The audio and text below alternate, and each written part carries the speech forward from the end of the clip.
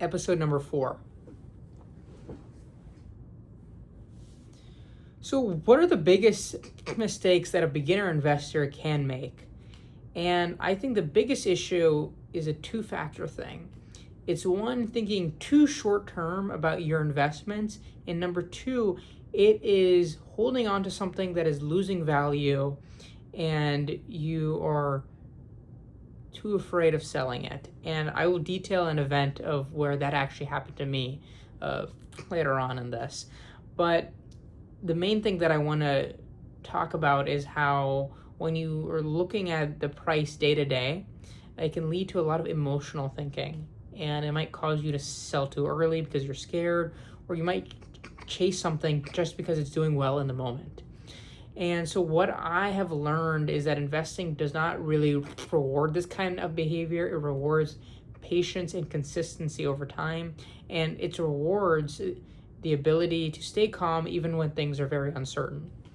For example, this whole conflict going on in the Middle East with Israel and Iran, there's a lot of market fluctuations and things. And I think it's important to look at, is the entire industry being affected or is just one stock being affected?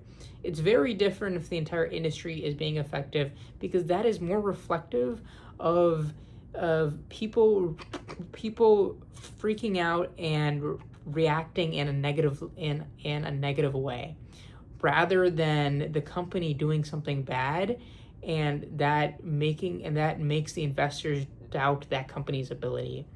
So that's something that's incredibly important to look out for. And so going back to what I was going to talk about the mistake I made about holding on to things too long because you think it'll go up as well, that can also be a huge mistake. I found myself holding on to this company called Flutter, and they were just consistently going down, and I just couldn't will myself to let go of selling that stock, even though it had already dipped well past what I was comfortable with it dipping by. And so I think it's also very important to make sure you set a limit. If you believe that if you know going in to buying a stock that you're not comfortable with losing more than 10%, set a limit price that's capped at 10%. Do not, let it keep going down with the hope of buying or of the stock going up over time. Most of the time, that never ends up working, and I had a first-hand experience with that stock that I had purchased. I think another issue is that buying a stock on the downhill.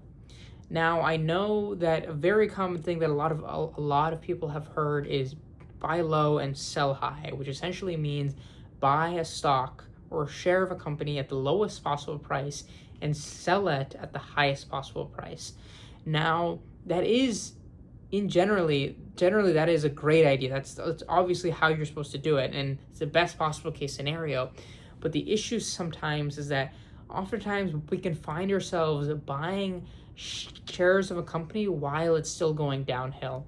So if you have the chart of a stock and it's continuously going down, and you keep on buying it here, and then you buy it down here, and then you buy it again down here, you'll find in the long term you'll be losing money, because you're losing money with each gain or with each purchase of the stock, right? And on top of that, you have to hope that it goes up in the future as well. Now, these are risks that you need to consider, and I think that's the hardest part about it. And a part of it is discipline and sticking with a strategy that you have come up with initially and not swaying from it. I find that oftentimes when we sway from our initial idea or our strategy of what we want to do when investing is when we make the biggest mistakes. So